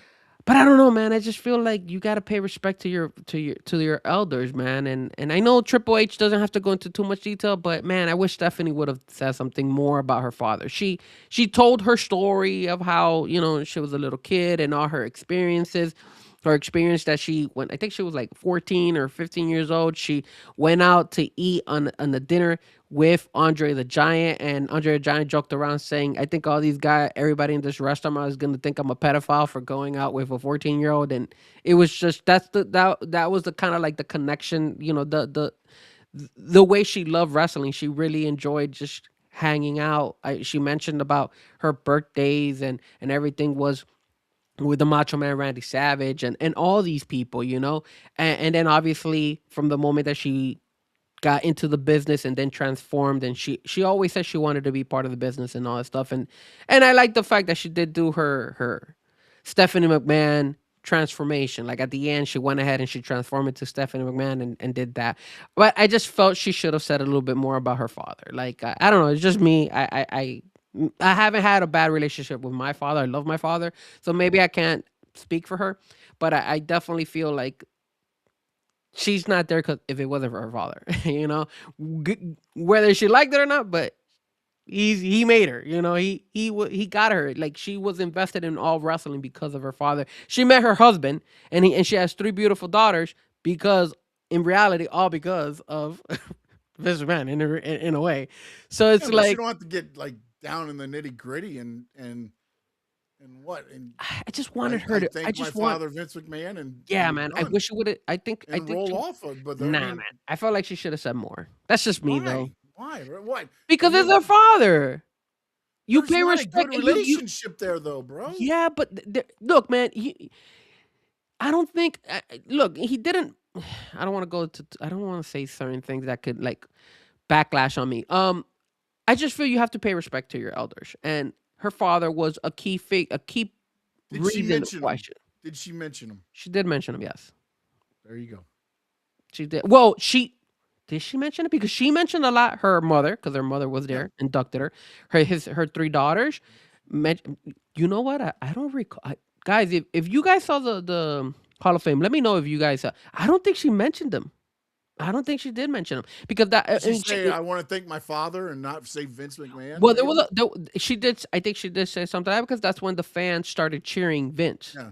That's when they started cheering Yeah. Vince. But besides that, I think that was the only time. But I think that was the only thing. I'm not gonna lie. I felt like the Demolition's Hall of Fame speech was really good. I thought they didn't say too much, but they were right to the point, and they gave kudos to Mr. Fuji. Mr. Fuji was his name? Yep. Yeah, Mr. Fuji. I remember Mr. Fuji. So Mr. Fuji. So it was cool, and a lot of people who know old school wrestling remember Mr. Fuji. He was part of them for a big reason. They actually said that Demolition they owe it to Mr. Fuji because he was the one who kind of held them together. So it wasn't a bad show. It wasn't crazy. A little bit surprised that they didn't come out the second night of WrestleMania. So that was a little bit of a shocker to me, man. I Well, don't I don't know why. I think they didn't come out the second night because of all the stuff that was said. Because all What that do you broke mean? after night one. The whole Sid family thing broke after night one. Damn. So you think they cut it off because of that? Well, I think if you're not going to have somebody there, I mean, you're not going to have a spot there and no family, right? Because they probably didn't want to come back. No. And the other, and then the awkward, the awkward kind of um speech from Dennis Rodman was kind of weird. I don't even know why they inducted Dennis Rodman. That was kind of weird. Like I guess it's That's the because they got, celebrity thing. It's what they always do. There's always celebrity there. yeah, but he had like no ties to WWE. It was all WCW. So that's why I was a little bit awkward about that. But I mean, whatever. He got his kudos. He was out there. He was doing It's his thing. Vegas. It's Rodman. That's it. Yeah. Because remember, he had once he left the Bulls twice during the playoffs. Yeah. Once to go to Vegas, and once to go to WCW Nitro. Yeah. That's some of the stuff. He didn't care about the Bulls. He cared about wrestling over his own, what was paying his check, right? What was Yep. paying him, bro? That's insane. All right, let's go and jump ship over to AEW, right? So hopefully we get was it Wilson? Wilson? Is it Wilson? Yeah, hopefully Wilson jumps back on. So let's talk about this controversy, Sean. Come on, man. Explain to me Controversy. how in the hell is it that Darby Allin, right before WrestleMania, wins over MJF? Explain to me how that makes any logical sense. The only thing I can say it was in his hometown. Look, I love Darby Allin. I didn't buy him as a wrestler until he did the feud. I think it was with Cody. And then I was like, okay, this guy can go. But I don't think, and I get, dude, is ride or die AEW. I get all that.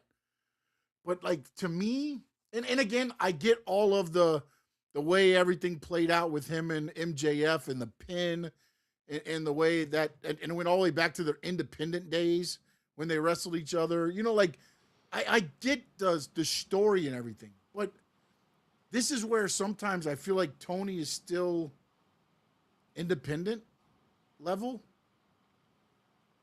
Like, it was a great feel-good moment for Darby to win it in his hometown and beat MJF. And again, I don't think it hurts MJF whatsoever. It hurts MJF. Of course it does. No, I don't think it does because, again, he went on right afterwards and was like, oh, we got to talk, Tony. Because he pulled up not knowing he had a match. It's kind of dumb the storyline what he did because Darby said he was going to have a match for the title the week before, but then Max pulled up the night of and was like, I got a match. Oh, you're the only heavyweight champion we have, right? I mean, I thought he would know, but, again, they do that way. But to me, and again, when I say didn't hurt MJF, because MJF's strong as it is, but to me, you hurt the title. You hurt the title taking off MJF and putting it on Darby Allin. How are you hurting the title? The title's the title. Darby is not a reflection of AEW, bro. That's why he should have never won in the first place. Thank you. He brought the title down. The But- title is here, and now it's on Darby, and it's back down here. MJF made that title mean more than most people wearing that belt do. To be honest, even when Hangman Page I think you're the giving him belt, too much credit. I think you're giving him too much credit. No, He's no, very no. good, but remember, the wrestler MJF is very good. We all know that, but at the end of the day, you gotta work hard for that. Wait a minute. Don't I remember a certain show you were on talking AEW versus WWE, and the argument that you had was who in WWE is like MJF? Correct. Oh, and now you're gonna say he didn't make the belt? No, because you just finished saying you yourself just finished saying that he himself, it didn't hurt him because how good MJF is. Yes. And to a certain extent, you're right, but I still feel you're hurting your champion. You're hurting MJF. He's no longer Just the finished- champion. he You just- hurt the championship belt. Is You what just you hurt. you just had You MJF. dirtied it. You dirtied the belt. You dirtied it. You had him go and have this hell of a fight with Kenny Omega. He beats Kenny Omega Yeah. and then loses to Darby Allin. What are you doing with MJF? You hurt Kenny Omega more than you hurt MJF. You also hurt Kenny Omega on that because it makes no logical sense why Darby I agree. won anything. And then the problem is they celebrated. I think Tony did this just to get a wow moment, bro. That's what it is because Yeah, he he was wanted just Sting back in the fold. This was him. This was him getting Sting Yeah, in the fold. and then he brings old ass Sting. And the crazy thing is, I think he also just wanted to get like a wow. He wanted people to be talking to AEW Yeah. because we were heading into WrestleMania. Yeah, but But it's stupid. Nobody talked about it. Nobody talked about it. People talked about it. People They talked talked, about but it. not for the reasons you wanted people to Not talk the good about it. no. Well, they were talking about like who have now been the champions of Yeah, AEW. So Yeah, I think he's the 11th champion. is he the Something 11th? like that, I something don't know if he's the 11th. I mean, so you had Chris Jericho, you got Hangman Page, you have Samoa Joe, you had Swerve, you had MJF. I think he was 7, man. Did I say Kenny Omega? I don't remember if I said Kenny Omega. And I think Darby's 7th, right? Is there more? I think those are the 7 guys that have won the belt. There was a post that I saw. Let me see if I took a photo of it because I think No, 7 guys have had it, but there's been 11 title reigns, is what I think it was. Oh, okay. Because that might be the possibility. Because I remember seeing I think something. Swerve had it twice. MJF had it twice. Hangman must have had it like 3 times. Because I know Hangman, they always go with Hangman. Moxley's another one that's had the belt. That's another guy who's also. So maybe there is more than 7. So I'm trying. Okay, let me write these down. So you got Swerve, you got MJF, you got Moxley, you got Hangman, you got Kenny, Samoa Joe, and now Darby. 1, 2, 3, 4, 5, 6, 7. I think that's it. I think it's those 7 guys that have won it. Yeah, I think it's the 7 guys. And I think there's been 11 title reigns, is what I saw. I believe. CM Punk never won it, right? No. Oh, did Yeah, CM Punk win it? Yeah, he did. Yeah. Okay, so CM Punk is on there. Did Cody ever win it? Right? Hold on a minute. I don't or think did he CM just take the title from somebody? And I think he took the title, wasn't it?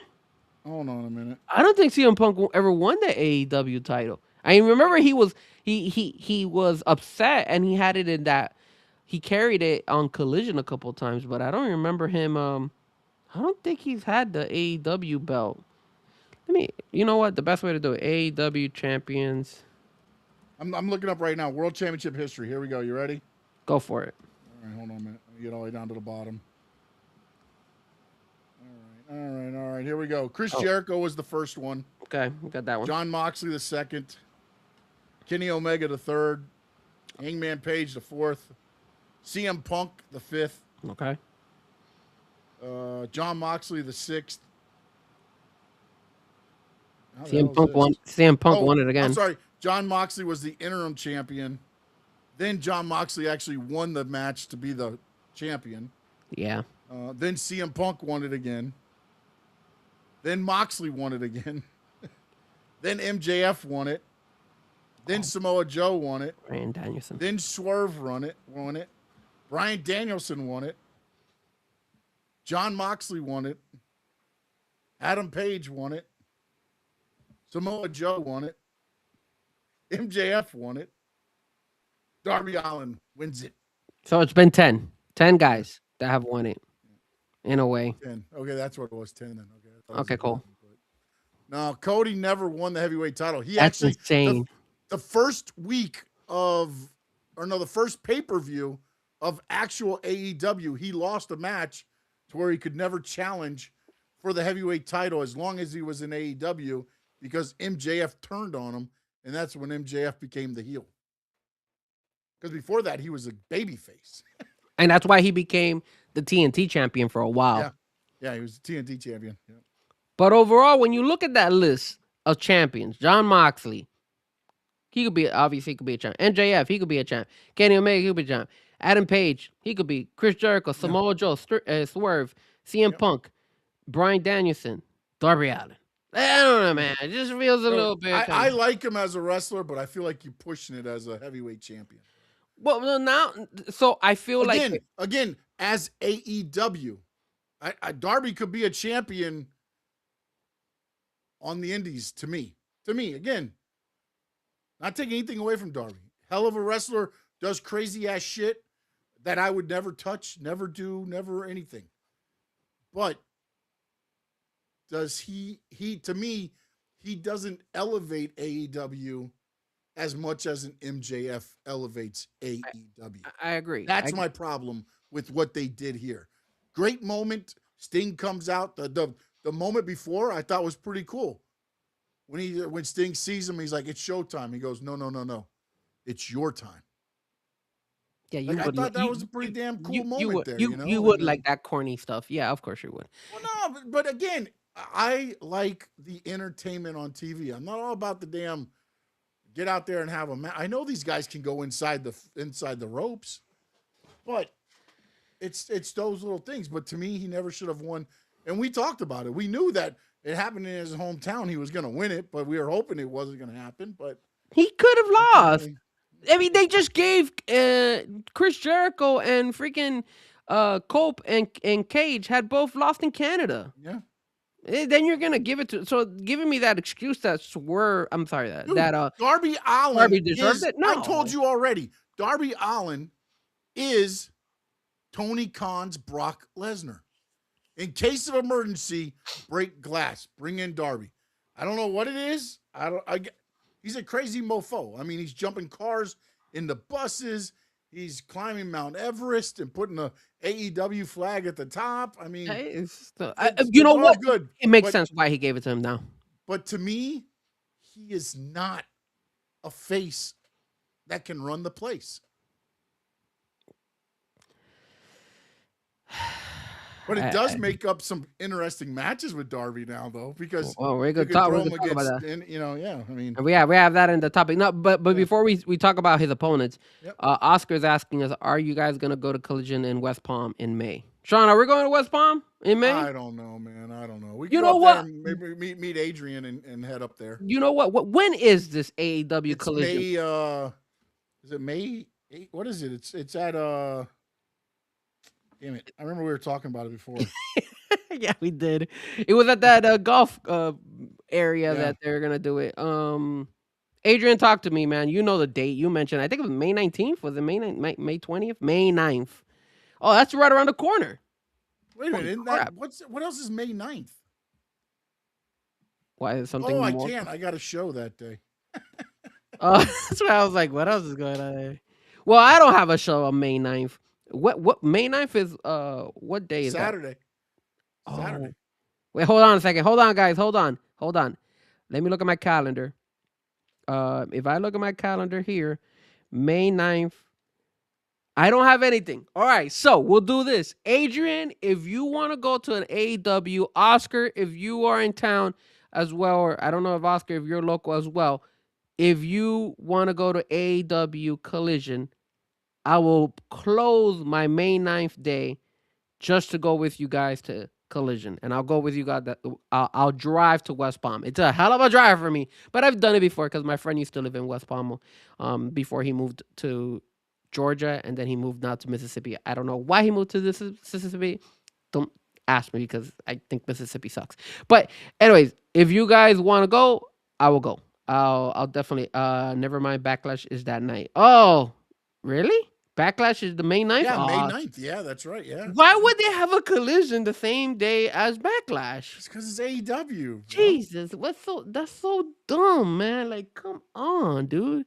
And you know what the crazy thing about WWE is that WWE and AEW always do this crap because when we went to Orlando, not this past year, but the year before, me and Memo went to Orlando. We went to the AEW pay-per-view, and WWE was in Orlando as well, having like an in-house show. And it was like all the AEW fans against all the WWE fans because they had the in-house and then they had the freaking pay-per-view. So it's like, this is so childish between these two companies sometimes, bro. It's so stupid.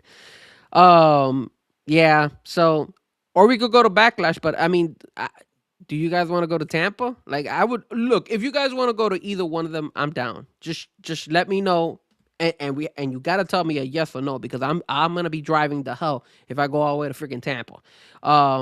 But if you guys want to go, I'll make the ride. I'll do it for you guys, and we could do a bros night out there either in Tampa or in West Palm, whatever you guys prefer. If you really want, if you're down, because Tampa's not that far away from me actually either, so it's not that far. But going back to the topic, MJF obviously Darby upsetting MJF. Now all of a sudden in that Dynamite, you had a couple people all of a sudden start mentioning their possibility of wanting to challenge the winner, because at that time they had not wrestled, but they were saying, "Hey, we want a shot at the title." And some of the guys that came up was Kevin Knight, and there was another one by the name of Ciampa, who were both also kind of taking their shots at the heavyweight belt. Now that we know that Darby Allin is the champion, Sean, who should get the next shot at Darby Allin? I mean, it ain't got to be a superstar anymore, right? Because a superstar don't have a belt. So you could do a Ciampa. You could do Kevin Knight. You could do Speedball Bailey. You can do. Oh my gosh. You've opened it up to allow a whole host of great matches that you can have for the heavyweight title. Honestly, I mean, and the sad thing about and it, again, I'm not saying that any of these guys are bad. I'm not saying any of these guys are bad, but you could see Kevin Knight beating Darby. You could see Ciampa beating Darby. You could see this happen, and that's where, again, Darby to me could be a champion on the indie levels when you're talking AEW, WWE. He's a TNT champion. He's the Continental champion, whatever you want to do. But to me, Okada should get the belt before Darby Allin got the belt. Hell yeah. Oh, dang, man. That's Okada, Will Ospreay. Yes. Those guys deserve it. I'm not going to say deserve it. I get that Darby's been day one, ride or die AEW, and this is probably here you go, thank you very much. It happens all the time. I get that. But you just had a pay-per-view the Sunday prior. MJF beat Kenny Omega. And then he pulls up in Washington and got beat rather quickly, I believe, with Darby. So, I mean, there was that championship. I'm trying to look it up because I don't remember what year it was, where you had the four-way, where it was Sammy Guevara, Darby Allin, MJF, and there was somebody else. I forgot who it was. Come on, man. Don't tell me you forgot the Jungle Boy. Jesus Christ. The pillars, the four pillars of the four AEW. pillars. There you go, the four pillars. And who ended up winning that match? Wasn't it MJF? I think MJF was the one who ended up winning that. Yeah, I think MJF won it. Yeah. So, dude, come on, man. You're gonna give us this. I'm starting to think that how can you headline Darby Allin in a pay-per-view? He has to lose it in a Dynamite. He has to lose it in a Dynamite or a Collision, man.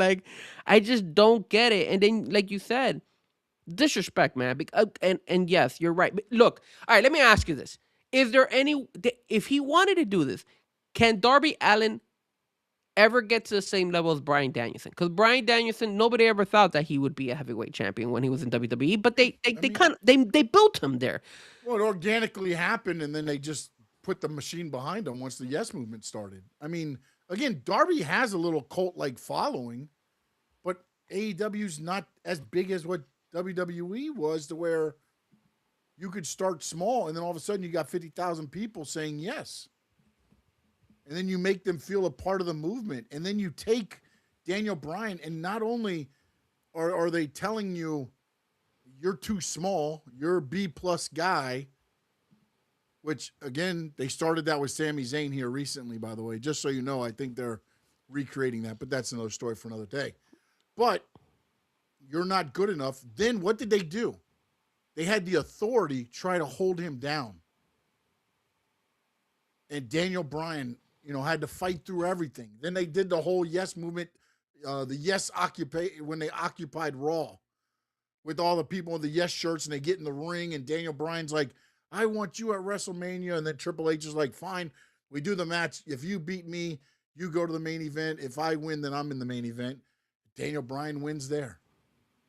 And then he gets the feel-good moment of there, and he was made at that moment, man. As soon as the people got behind him, that made him. If the Yes thing didn't pick up, he would have never been. He never would have been there. But then why didn't AEW do something similar? Because the only reason the fans were going wild was because that was his hometown. But if that would have happened, let's say here in Florida, people would have been like, they would have been looking in the air like, yeah, what the fuck? But then they've been like, oh boy. a lot of people will be like, why did he beat MJF? It just Yeah. doesn't make any sense. So Not only it's that, just, but he beats MJF, and they act like Darby's the biggest thing since like how many times have people won the title? Who's had the whole locker room empty out?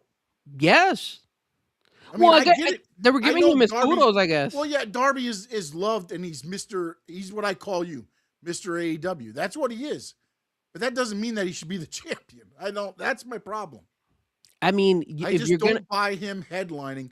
If you put Darby against Swerve, Swerve's winning to me in a match. It's just anybody, not Kevin Knight, not Ciampa, not like there's so many I things feel wrong with this to me. I feel that if you wanted to make this run for Darby and for him to win the belt, they should have made him over the top, kind of like what they did with the Yes movement. They could have done something better as to lead up to this. Think about this.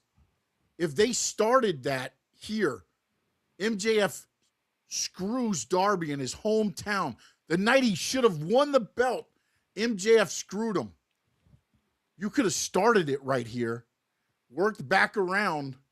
Great storyline. Next time you're there, then you run it back. And You could have played it for a whole year. Yeah, because you can cheat them so many different ways. Yeah. And then you build it up and you see if, and again, I get it. I know a lot of the AEW fans love Darby because he does all the crazy shit, going through glass and all that stuff. But that don't make him a world champion.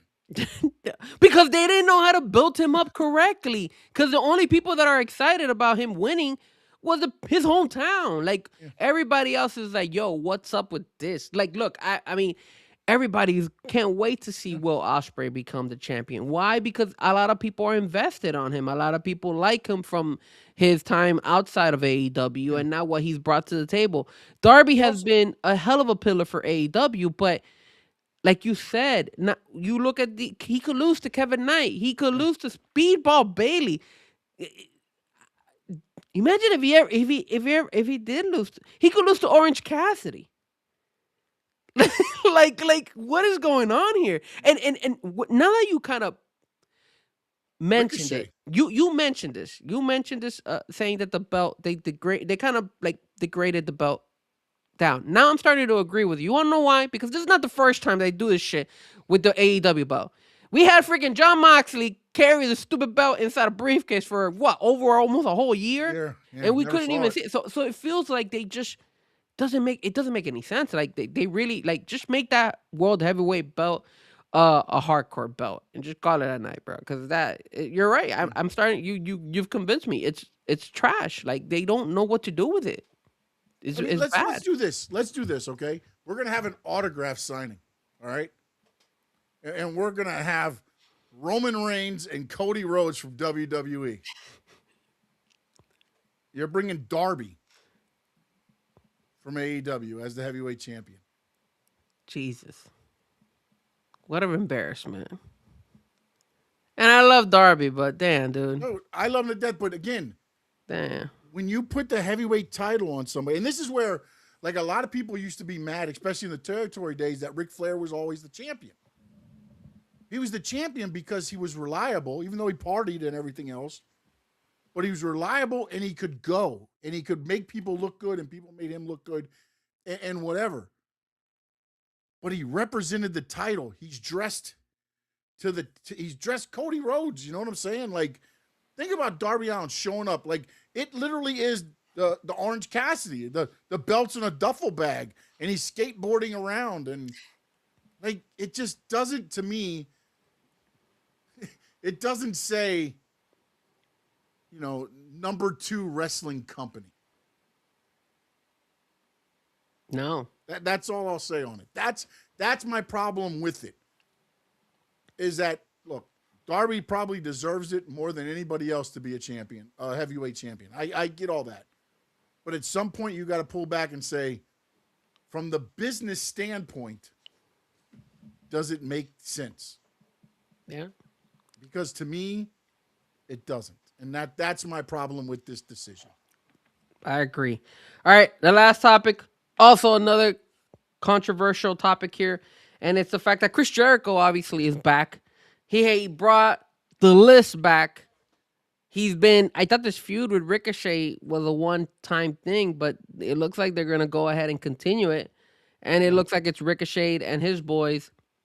What do you think? It's you know that Chris Jericho is the type of person who likes to go ahead and have different entourages, right? He's like, one day Yeah. he's the learning tree, the other day he's the inner circle, the other day he's, you know, all the other stuff that he likes to do. He brought the list. Is it time? And he did name drop, I think, if I'm not mistaken, Sammy Guevara during one of his segments. Is it time for him to bring back the inner circle, sir?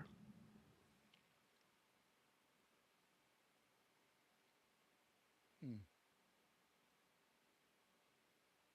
I don't know if the inner circle because you don't have the guys there anymore. A new inner Um, circle, sir. A new one. maybe a newer one, but I would like to see him just. I'm trying to find. He supposedly put out a recent trademark. He didn't put he didn't he's not gonna hit up Jake Hager. Jake Hager is too busy right now slapping people to victory, bro. Yeah, so is Lance Anoa'i, by the way, and a Wah. And Lance and and a Wah one too. and Jake Hager saying "F you" to Tony Khan at the slap fest. Yeah, he wishes that was Tony. I thought that was a cheap win for Jake Hager too, man. On the side note, but good for him. He won. Good for him. Oh, okay, here it is. Here is a. Trademark. These are recent trademarks filed by Chris Jericho. Jesus, how many trademarks does he have? The Cornerstone, Oh Lord. the Educator, the Rarefied Air of Jericho. He reapplied for the Learning Tree. Duck Trillion, What? God of War, and the best one out there is the guy who gets his ass beat by the Demand every week that he shows up. That was good. That was a good one. I like it. That I one. love that one. That was good. That was I good. That was love good. that one. And that's for a comedic long phrase trademark for shirts, I'm guessing. That one's good. Yeah. That one's good. Yeah. No, I mean, ultimately, yeah, you would think. But here's the thing that I think what I would tease and the way I would do it is look at the way he treated everybody that he was with, right? He always, at some point, Jericho always was the focal point, right? He made himself the focal point of everything. Yeah. I would have him keep getting beat down and like trying to backstage talking to Sammy like, hey, let's get the band back together, whatever you want to do, however you want to word it, Okay. this and that. And Sammy be like, no, not what you did to me last time. No, this and that. Even go to, Big Bill and them. Yeah, like, the hey, Learning Tree guys. Let's get it back together. No. You left us hanging for a year. We were in limbo because of you. This and that. And then ultimately, at some point, he's getting beat down and then here they come. And you kind of have the inner circle, the Learning Tree, all of Jericho's people coming back. Jericho bringing them all back together under him. And this time he does it right and he gives them their kudos and makes it about them You know what, instead about himself. Sean, and he man, learned because he got his ass whooped so much. A+ from you, sir. You always figure out ways to find the whole story and put it all together because I think that's great, dude. I really think that's kind of cool that he goes to Sammy. He has to go to Ring of Honor because Sammy's in Ring of Honor. Sammy tells him no. Like that would be so cool if he goes down to Ring of Honor. He's like, "Look, I'm stuck in Ring of Honor because of you, bro." and, then, and then all of a sudden he's like, "No, I'm not gonna." I go. was the Spanish god when I was with you. Now I'm on Ring of Honor. Yeah, well, yeah. That's a little bit too over. I mean, that would be taking a little bit of shot at Ring of Honor, but that's how Tony Khan treats Ring of Honor. And then he goes to the Learning Tree, and he does talk to the Bad Apple and all them, and the Bad Apple kind of like acts like a Bad Apple with him, which would he be just tells fucking me, amazing. I'm no longer a bad apple. I'm a bounty hunter. Or whatever. I'm like, just do what their gimmicks are now. I'm no longer your little, whatever, the bad apple, whatever. No, I'm the bounty hunter. And then ultimately they got to make the decision of, are you going to help, because again, right now it's only 3 against 1. So really you'd only need Big Bill and the other guy to go. And then ultimately you add somebody to them and then you can bring in Guevara or whatever. But that would be really good, Sean. Like it would really get the fans into it again with Jericho. And I know Eric, you said that he should have taken the WWE deal and just retired. Look, man, he proved to us this past pay per view that he could hang, bro. I liked him. And you know what Sean just said. It's a very good, solid And storyline then where you're also that way elevating. with that storyline that I just put out there, he doesn't have to wrestle every week. He just gets jumped in the back. He gets beat up during an interview. Whatever it is, he doesn't have to wrestle. Oh, you know Make what would be it good only too? on PLEs when he's wrestling or pay-per-views or whatever. I don't need him wrestling every week. That's when he starts looking old. That's when he starts looking old. You know what, Sean? That should also be part of the storyline. Make him look old.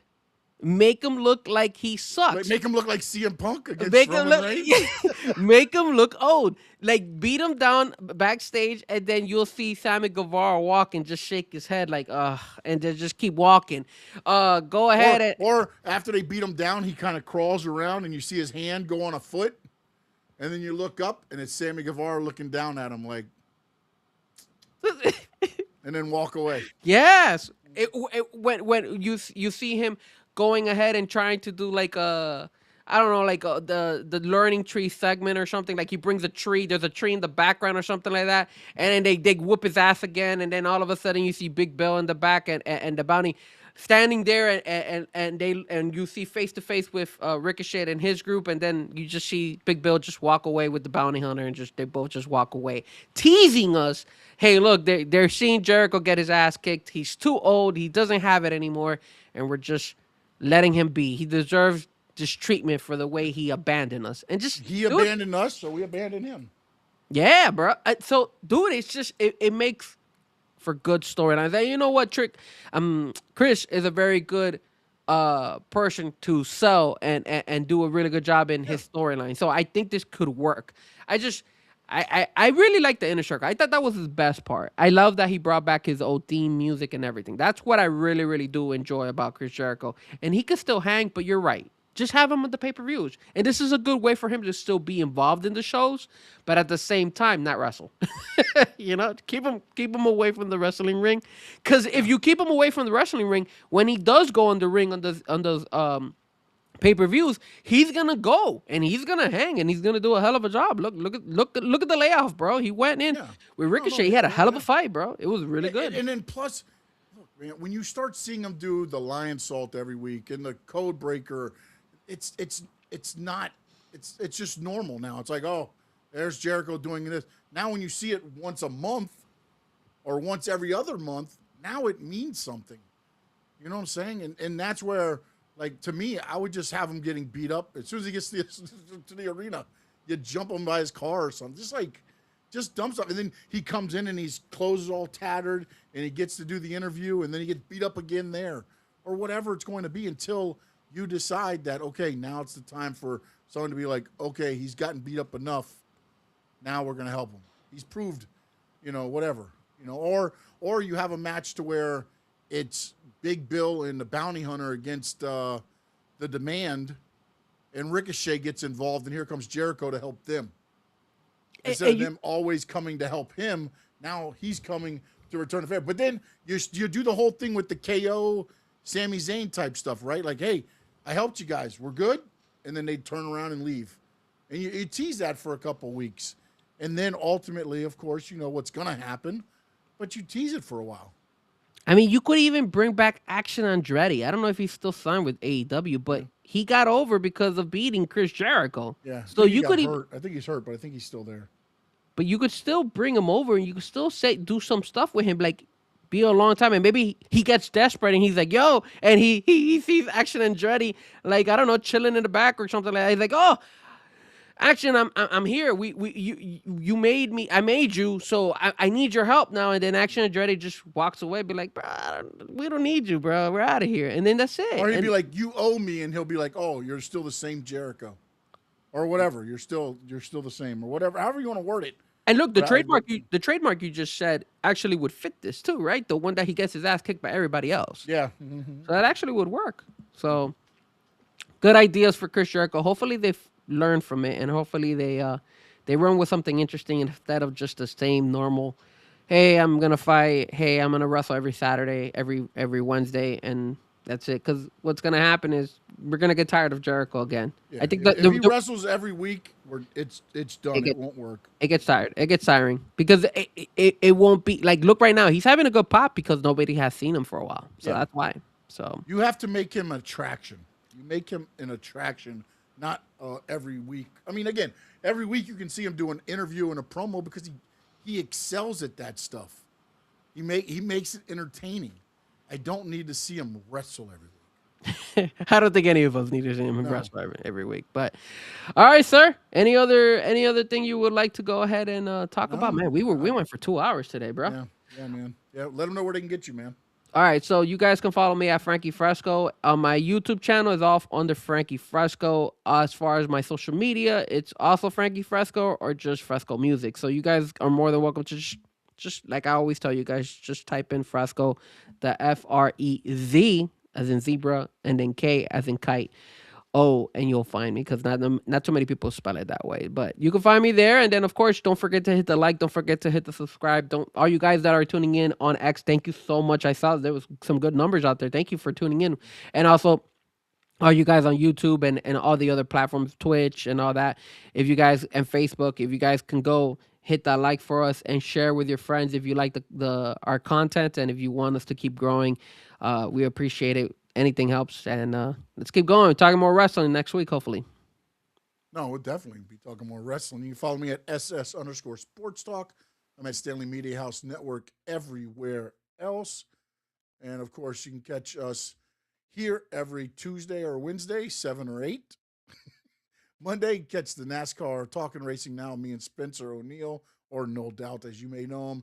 And on Fridays, of course, South Florida Sports Unfiltered, myself and Adrian Rainey from the Rainy Day Podcast. We talk everything South Florida sports. We'll have a lot of NFL draft.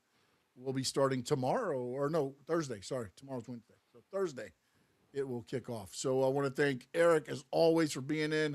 Oscar, Adrian, Memo was in there as well. Chim Dump, appreciate you. No, see him dump.